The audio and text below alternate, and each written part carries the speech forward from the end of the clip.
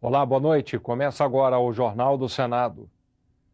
Com frequência, as comissões parlamentares de inquérito ocupam posição de destaque no noticiário. As chamadas CPIs cumprem importante prerrogativa do Poder Legislativo, a competência de fiscalizar a administração pública e outros setores da sociedade que estiverem sob suspeita. A Constituição de 1988 deu ao Parlamento o poder de investigar suspeitas de irregularidades com as mesmas prerrogativas dos órgãos judiciais. O instrumento criado para isso foi a Comissão Parlamentar de Inquérito. As CPIs podem ser instaladas no Senado, na Câmara ou podem ser mistas, com o mesmo número de deputados e senadores. Para criar uma comissão de inquérito, é necessário um requerimento assinado por 1/3 dos parlamentares. O pedido deve determinar o prazo da investigação e o número de membros da CPI. Se for mista, ela terá a mesma quantidade de senadores e deputados. No requerimento que constitui uma CPI e uma CPMI também, há que vir claramente o fato a ser apurado. Claro e de uma forma bem objetiva e determinada. Isso a Constituição determina. Embora tenham autonomia na investigação, as CPIs não podem punir as pessoas envolvidas em irregularidades. Quando comprovam a prática de atos ilícitos, os parlamentares devem encaminhar as conclusões da comissão ao Ministério Público, que tem competência para responsabilizar os envolvidos. Ela não fará o inquérito. Não, ela não fará isso, né? Mas ela tem a fiscalização, sim, ela tem poderes judiciais, né, para fazer isso. Ela tem recurso financeiro para isso, que vindo no próprio requerimento, prevê isso, naquele limite. E ela pode pedir também outros órgãos externos à Casa Legislativa para que eles auxiliem. Além de promover a investigação, as comissões parlamentares de inquérito podem regular as áreas que forem objeto de análise. Nesses casos, as CPIs propõem projetos de lei, que seguem a mesma tramitação das matérias apresentadas por parlamentares. Foi assim na comissão do Senado que investigou o ECAD, o Escritório de Arrecadação de Direitos Autorais.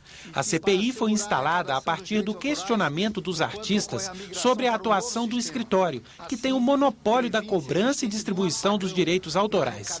As queixas estavam relacionadas com a falta de critérios e de transparência. No relatório final, a comissão apresentou um projeto de lei dando poderes ao Ministério da Cultura para regular a atuação do ECAD. A matéria já foi aprovada pelo Senado e pela Câmara dos Deputados. Quando é CPMI, né, mista, os projetos que saem dessa comissão, eles vão começar a tramitar ora pelo Senado e depois vão para a Câmara, ou ora pela Câmara e depois vem para o Senado, alternadamente. A Comissão de Direitos Humanos é o principal espaço no Senado Federal para a defesa das minorias. Na reportagem a seguir, você acompanha como foi o trabalho do colegiado no primeiro semestre de 2013. A Comissão de Direitos Humanos realizou 40 reuniões e analisou 74 proposições legislativas no primeiro semestre. Os senadores também receberam 34 denúncias de violações de direitos humanos. Foi um período de muito trabalho, um período muito intenso. Inclusive recebemos diversas denúncias, todas elas foram encaminhadas devidamente, dando retorno inclusive para as pessoas que nos trouxeram as denúncias. Portanto, foi um período que a Comissão de Direitos Humanos trabalhou muito. Entre as matérias aprovadas estão o projeto de lei que determina atendimento emergencial às mulheres vítimas de violência sexual nos hospitais do Sistema Único de Saúde, o que institui o Sistema Nacional de Prevenção e Combate à Tortura e a proposta que obriga todas as escolas a oferecer aulas de língua estrangeira no ensino fundamental. Hoje, a legislação faculta as instituições a inclusão da disciplina antes do ensino médio. É uma iniciativa que vem de jovens senadores, a partir de um programa que o Senado tem, e a Comissão de Direitos Humanos, como é uma comissão de legislação participativa, nos cabe a tarefa, inclusive, de acolher essas propostas. Uma das marcas da comissão é a discussão de temas que afetam o dia a dia da população brasileira, especialmente as minorias. Nesse primeiro semestre, autoridades e especialistas participaram de 26 audiências públicas e trouxeram esclarecimentos sobre temas como assédio moral no trabalho. Assediador tem nome e CPF. Deve, pois, ser trazido a público e execrado por atentar contra a dignidade humana. Direitos indígenas. A gente sempre veio para ser inserido, para lutar, para guerrear. Porque a sociedade brasileira parece que ela não enxerga a gente. Adoção. Para cada criança adotada pelo cadastro, 10 são por fora. Então nós temos um grande vazamento. Tá? Por quê? Isso é um problema, é um fenômeno cultural. E homofobia. Vamos aprofundar nosso conceito de família, vamos entender que a família existe na sua pluralidade e que ela tem que ser, na sua pluralidade, respeitada e defendida pelo Estado. A comissão ouviu ainda lideranças das manifestações que tomaram o país no mês de junho. Muito positivo que essas várias pessoas tenham ido para as ruas, porque as ruas elas criam possibilidades que antes eram impensáveis. Todas as audiências públicas que são realizadas, nós temos a preocupação também de definir encaminhamentos. E esses encaminhamentos, nós fazemos depois o monitoramento deles. Fazemos diversas correspondências, encaminhando aquilo que foi discutido nas audiências públicas, dando retorno para as pessoas. Então, são momentos importantes também da Comissão de Direitos Humanos. A Comissão de Direitos Humanos já definiu algumas matérias prioritárias para o segundo semestre. Na pauta, o projeto que criminaliza a homofobia e o que torna o programa de rádio A Voz do Brasil patrimônio imaterial brasileiro. Os senadores também querem votar a proposta que acrescenta no Código Penal o feminicídio, o assassinato de mulheres por condição de gênero. O projeto resulta da CPMI da Mulher, que encerrou os trabalhos no mês de julho. E a Comissão de Direitos Humanos analisa um projeto de lei que obriga bares, restaurantes e lanchonetes a ter cardápios em braille. Algumas cidades já adotam a iniciativa.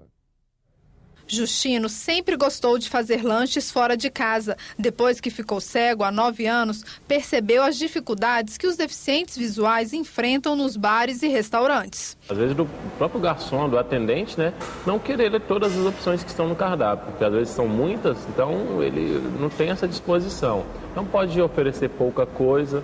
E até a questão do preço, da informação errada do preço. Nesta lanchonete em Brasília, Justino tem a facilidade de consultar o cardápio em braille. E a gente, com o cardápio em nossas mãos, a gente tem essa possibilidade de escolher o pedido, ver o valor com muito mais comodidade. A gente tem essa preocupação em dar essa informação, para todos os clientes de maneira igualdade para todos, É direito de qualquer consumidor ter acesso a informações sobre produtos e serviços. Para garantir esse direito aos deficientes visuais, um projeto de lei em análise no Senado quer tornar obrigatória a oferta de cardápios em braille nos bares, restaurantes e lanchonetes de todo o país. O projeto determina que cada estabelecimento tenha pelo menos um cardápio em braille. Quem descumprir a norma paga multa de R$100. Isso é uma política de inclusão social das pessoas com deficiência visual. Então é um projeto importante. A proposta é criticada pela Associação Brasileira de Bares e Restaurantes. O cardápio em braille, no valor médio aqui de Brasília, está em torno de 100, 100 e poucos reais. E se você tiver que alterar o cardápio, cada vez que você alterar um preço ou um item do cardápio, é inviável se conseguir fazer cardápio em braille uma vez por mês ou a cada 2 meses num restaurante. Além disso, a Brasel informa que no Brasil existe 1 milhão de estabelecimentos. A maioria opera no sistema self-service. É praticamente impossível se fazer um cardápio em braille para um restaurante self-service, porque a decisão do cardápio é tomada em cima da hora, de acordo com o que está disponível no momento, que está com preço melhor no mercado, e você não vai conseguir fazer um cardápio em braille todos os dias. Não é porque existem outros restaurantes que não têm um cardápio fixo, que nós deixaremos de oferecer um instrumento importante para as pessoas com deficiência visual. Importância que Justino resume numa frase. É a questão da autonomia, da independência do deficiente visual, dele poder ter a liberdade de sentar ali, estar escolhendo o que ele quer, sabendo o valor certinho, sem que a gente precise de um interlocutor, de alguém que peça para a gente. Outro projeto de destaque na pauta do Senado no primeiro semestre foi o Estatuto da Juventude. aprovado em abril. A política de Estado de proteção aos jovens foi prevista pela Constituição de 1988, mas só agora começa a tomar forma. O projeto, em análise no Congresso há 9 anos, tem o apoio de 80 entidades. Nós não tínhamos amparo nenhum, legal e jurídico, que obrigasse determinada prefeitura, determinado governo do estado ou propriamente o governo federal a desenvolver, a formular e implementar ações para a juventude. O Estatuto reconhece como jovem quem tem entre 15 e 29 anos, garante direitos à juventude, como expansão de vagas em universidades, acesso à educação, ao ensino profissionalizante, ao trabalho e à renda. Também cria o Sistema Nacional da Juventude, que reúne conselhos municipais, estaduais e o nacional, responsáveis por formular políticas públicas para os jovens. Trata-se, portanto, de marco legal que possibilitará a consolidação das políticas públicas voltadas para a juventude como política de Estado, necessárias para assegurar a visibilidade e a prioridade desse segmento populacional tão heterogêneo e dinâmico quanto fundamental para o desenvolvimento do país. O que justifica levar uma legislação protetora até a idade de 29 anos? Idade onde a maioria das pessoas já está hoje com a sua vida encaminhada ou buscando encaminhá-la. Eu não vejo realmente a necessidade de estender um manto protetor do Estado até os 29 anos de idade. O ponto mais polêmico do Estatuto é a meia entrada em eventos pagos. O relator, senador Paulo Paim, garantiu esse direito aos jovens estudantes e aos que possuem renda familiar de até 2 salários mínimos. Mas uma emenda da senadora Ana Amélia limitou em 40% os ingressos destinados à meia entrada. A emenda é resultado da pressão dos artistas. Eles alegam que a meia entrada torna a produção de espetáculos inviável. Penso que os próprios estudantes, que têm a noção exata da justiça, sabem que não há almoço de graça. O relator na Comissão de Educação, senador Randolfo Rodrigues, queria estender a meia entrada para a Copa do Mundo de 2014 e para as Olimpíadas. Não convém. Nós temos legislações brasileiras que valem para toda a vida, todo o tempo e todo momento, e temos uma legislação ou outra que, devido à existência naquele momento de um evento conduzido por entidades internacionais em nosso país, essa legislação seja excetuada.